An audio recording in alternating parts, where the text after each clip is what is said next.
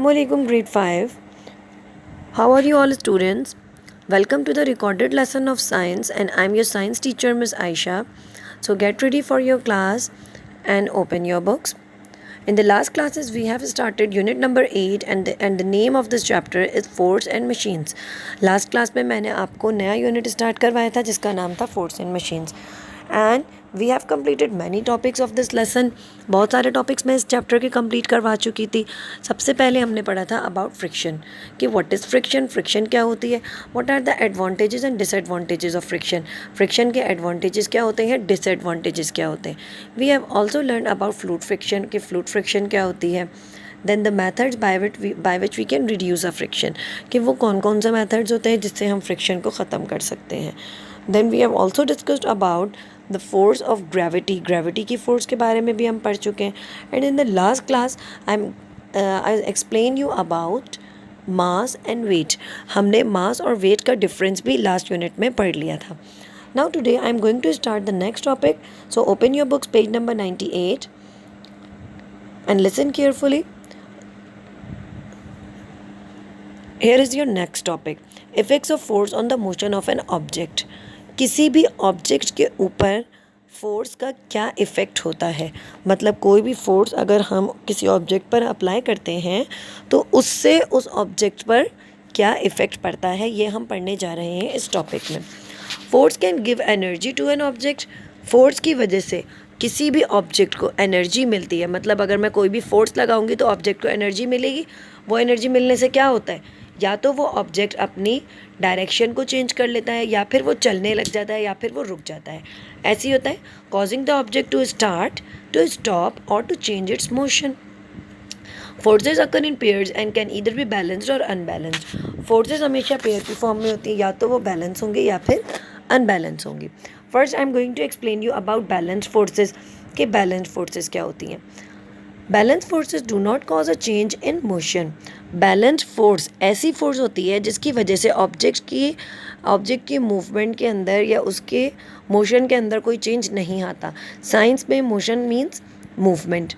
They are equal in size and opposite in direction.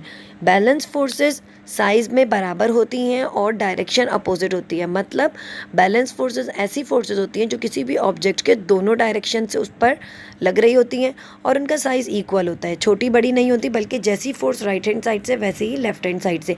अब by the examples आप इसको बहुत अच्छे से समझ सकेंगे. सी पेज नंबर 99. पेज नंबर 99 पर देखिए आपको बैलेंस फोर्स की एक एग्जाम्पल दी गई है, टग ऑफ वॉर. आप इस गेम में देखते हैं कि एक रोप होती है और दोनों साइड से जो है इस गेम के पार्टिसिपेंट्स उस रोप को अपनी तरफ खींच रहे होते हैं. अगर तो दोनों साइड की फोर्सेस बराबर होंगी तो क्या होगा, उस रोप में कोई मूवमेंट होगी नहीं होगी, बल्कि वो रोप अपनी जगह पर ही कायम रहेगी. लेकिन अगर किसी एक साइड की मूवमेंट बढ़ जाएगी तो रोप के अंदर मूवमेंट स्टार्ट हो जाएगी. तो balance forces tug of war में एक्ट होती हैं किस तरह, जब दोनों साइड फोर्स बराबर हो, एक ही जितनी फोर्स से उस रोप की दोनों साइड से अप्लाई, फोर्स दोनों साइड से एक जैसी अप्लाई हो रही हो. एक और एग्जाम्पल देखिए. In an arm wrestling competition between two people who are equally strong, there will probably be a time when both will be pushing equally hard and their arms will stay in the same place. अब अगर arm wrestling का competition हो रहा हो और दो लोग जो कि same amount of energy apply कर रहे हो, सेम फोर्स से एक दूसरे को पुल कर रहे हो, तो एक टाइम आता है जिसमें क्या होता है कि उनके हैंड्स पर जो जो जो पुशेस लगे हुए होते हैं वो एक ही जगह पर रहते हैं उसके हाथ. क्यों? क्योंकि दोनों तरफ से फोर्सेस बराबर हो जाती हैं. The forces exerted by both people are equal but in opposite direction. अब दोनों लोग एक ही जितनी फोर्स लगा रहे थे लेकिन उनकी डायरेक्शन अपोजिट थी, इसी वजह से क्या हुआ, मोशन रुक गई. The forces exerted by the two forces cancel each other out and the resulting force is zero. Therefore there is no change in motion.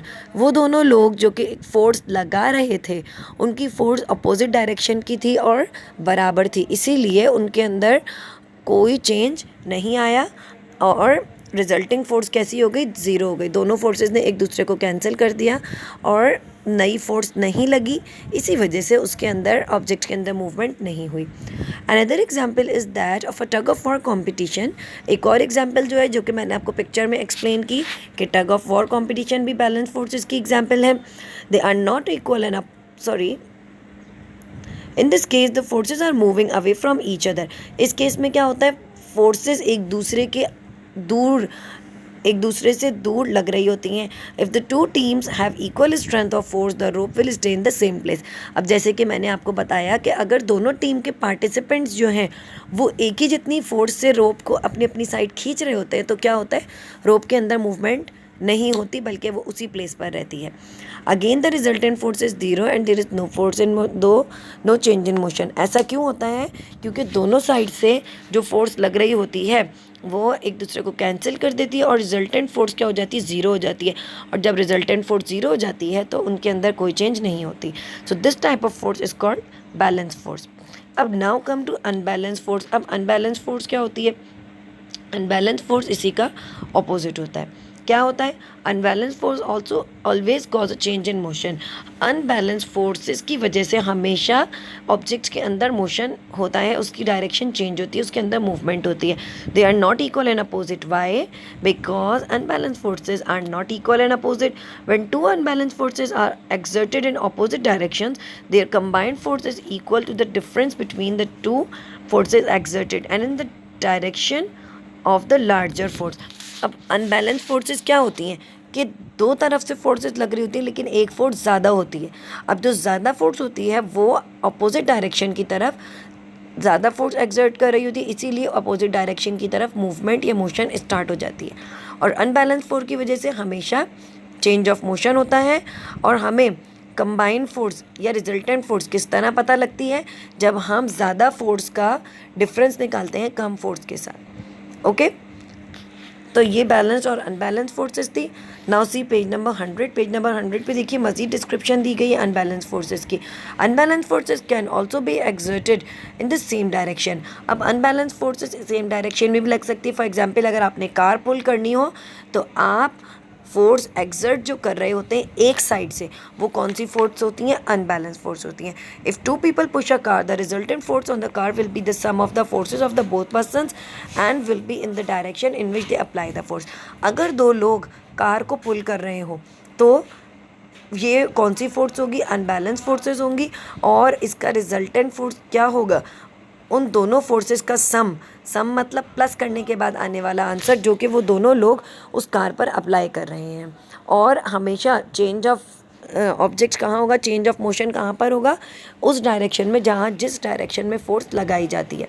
To important things to remember when working with balanced and unbalanced forces are.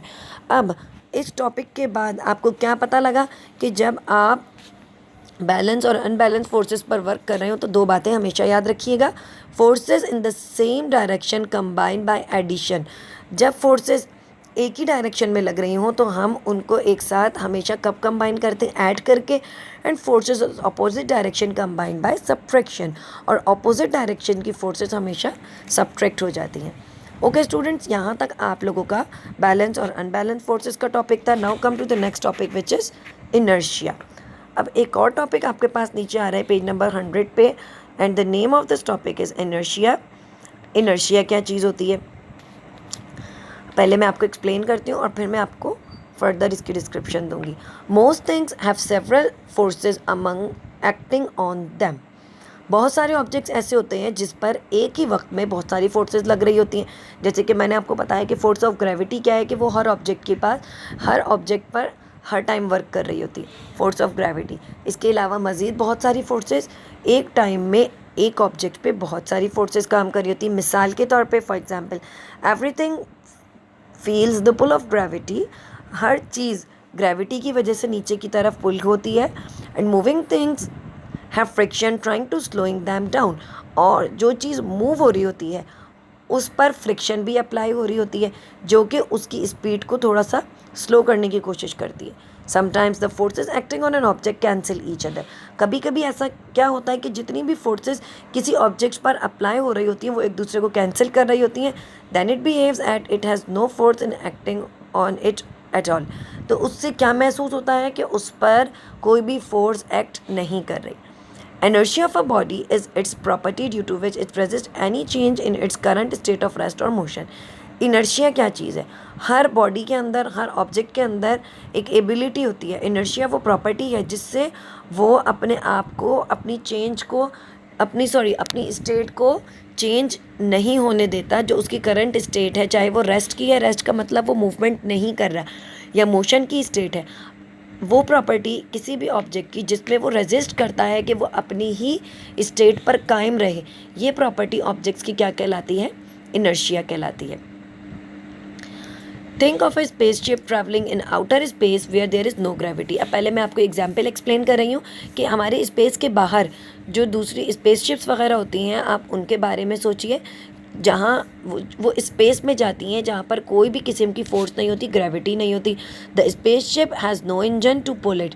जब spaceships भेजी जाती हैं तो उनका कोई engine नहीं होता, मतलब वो किसी भी इंजन से वर्क नहीं कर रही होती, लेकिन but there is no friction and और another force to slow it down. लेकिन स्पेस पर आपको पता है कि ग्रेविटी भी नहीं होती है, ना ही फ्रिक्शन होती है जिसकी वजह से उसकी स्पीड स्लो हो जाए। So it just travel on and on at the same speed and in the same direction. तो उसकी वजह से क्या होता है कि जब स्पेसशिप्स स्पेस पर छोड़ी जाती हैं, भेजी जाती हैं, तो वो मुस्तकिल उसी डायरेक्शन में और उसी स्पीड पर ट्रैवल करती रहती हैं। अब ये प्रॉपर्टी क्यों होती है? This property to keep going in the same direction and in the same speed is called inertia. Objects की यही प्रॉपर्टी कि वो अपनी डायरेक्शन भी वही रखते हैं और अपनी स्पीड भी वही रखते हैं, ये क्या कहलाती है? इनर्शिया कहलाती है। अब आपको मेरी बात समझ में आई? इनर्शिया क्या चीज़ है? हर ऑब्जेक्ट ये चाहता है कि वो अपनी पोजीशन पर कायम रहे, चाहे वो रेस्ट पोजीशन में है या मोशन की पोजीशन में है। तो ऑब्जेक्ट्स की ये प्रॉपर्टी क्या कहलाती है? इनर्शिया कहलाती है। ओके स्टूडेंट्स, अब यहाँ तक आप लोगों का ये टॉपिक था। पहले मैंने आप लोगों को बैलेंस और अनबैलेंस फोर्सेस के बारे में बताया और उसके बाद मैंने आपको बताया about inertia. Now take out your pencils and solve this exercise given on page number 101। आज का रिटर्न वर्क, कॉपी वर्क जो है वो मैं आप लोगों को सेंड कर दूंगी, जिसमें आप लोग क्या करेंगे? Listen carefully. First of all you have to make your index. जब मेरे पास कॉपीज़ रिसीव हो तो मुझे बिल्कुल प्रॉपरली इंडेक्स मेक चाहिए, काम बहुत नीट होना चाहिए। Okay, and make the title page of this new chapter. इस न्यू चैप्टर का टाइटल पेज बनाएं आप, और वो मैं आपको पीडीएफ में सेंड कर दूंगी, जिसमें आपका टाइटल पेज बना हुआ होगा और चैप्टर समरी लिखी हुई होगी। और उसी तरीके से काम करेंगे जिस तरह हम अपनी क्लासेस में करते रहे हैं। Must mention the date, day and HW। Then write the glossary terms of this chapter. आपको ग्लॉसरी टर्म्स लिखने हैं इस चैप्टर के। Then you also have to complete this exercise given on page number 101। Page number 101 पर ये जो blanks दी हुई है इसको भी आपने कंप्लीट करना है। I am going to explain these. मैं आपको ये एक्सप्लेन करके बता रही हूँ। फिल इन दी ब्लैंक्स हैं ये। The property to keep going in the same direction in the same speed is. Object की वो प्रॉपर्टी जिसमें वो ये चाहता है कि अपने आप को उसी सेम डायरेक्शन में रखे और सेम स्पीड में ही रखे, वो क्या कहलाती है? इनर्शिया कहलाती है। अच्छा, अब आप एक बात बताइए कि हम लोग अगर कोई चीज़ मूव करवाते हैं, अगर आप कोई भी मशीन है जो वर्क कर रही हो, या आप कोई भी चीज़ पुल करते हैं, थोड़ी सी देर बाद क्यों रुक जाती है? क्योंकि उस पर फोर्सेस एक्सर्ट हो रही हैं। फॉर एग्जांपल, अगर कोई आपका टॉय है, कोई कार है, आप उसको थोड़ा सा आगे मूव करेंगे, वो थोड़ा सा आगे जाके क्यों रुक जाता है? क्योंकि एक तो रेजिस्टेंस, ड्यू टू फ्रिक्शन है, लाजमी फ्रिक्शन उस पर अप्लाई हो रही है। इसके अलावा क्या है? ड्यू टू ग्रेविटी भी एक फोर्स है। तो ये फोर्सेस उस पर एक्सर्ट हो रही हैं जिसकी वजह से वो स्टॉप हो जाता है, वो अपनी पोजीशन को बरकरार नहीं रख पाता। लेकिन ऑब्जेक्ट्स की ये प्रॉपर्टी कि वो अपनी मोशन को और अपनी स्पीड को बरकरार रख सके, ये प्रॉपर्टी क्या कहलाती है? इनर्शिया कहलाती है। Dash is the force that makes all things fall to the ground. Dash एक ऐसी फोर्स है जिसकी वजह से हर चीज़ ग्राउंड पर गिरती है। क्या फोर्स कहलाती है वो? It is called gravity. C number 3, a machine needs dash to work. हर मशीन को किस चीज़ की ज़रूरत होती है काम करने के लिए? A machine needs energy. Now see the next. The moving part of the machine becomes hot due to dash. Machine का जो पार्ट मूव कर रहा होता है क्यों गर्म हो जाता है? किस वजह से? ड्यू टू फ्रिक्शन की वजह से। A rocket can fly at the at a steady space in steady speed in space because there is no dash। एक रॉकेट जो कि हम स्पेस पे भेजते हैं वो अपनी कांस्टेंट स्पीड में चलता रहता है, क्यों? Why? Due to friction. Okay students, must complete this exercise on your book. Then इसके बाद आज का आपका टॉपिक यहीं तक था। अब नेक्स्ट क्लास में इंशाल्लाह ताला मैं आपको सिंपल मशीन्स के बारे में पढ़ाऊँगी एंड आपका लेसन कंप्लीट हो जाएगा। नेक्स्ट क्लास में इंशाल्लाह ताला मैं मशीन्स के बारे में पढ़ाने के बाद आपको बुक एक्सरसाइजेज एक्सप्लेन करूँगी and I will also explain you about the remaining copy work. Remaining copy work के बारे में भी मैं आपको डिस्क्राइब करूँगी। ओके स्टूडेंट्स, तो तब तक अपना बहुत ज़्यादा ख्याल रखिएगा। फर्स्ट आप लोगों को ये वीडियोज़ देखनी है और उसके बाद अपना रिटर्न वर्क कंप्लीट करना है एंड वेरी नीटली अपनी कॉपी पे डन करना है। ठीक है बेटा, अल्लाह हाफिज़ टू ऑल।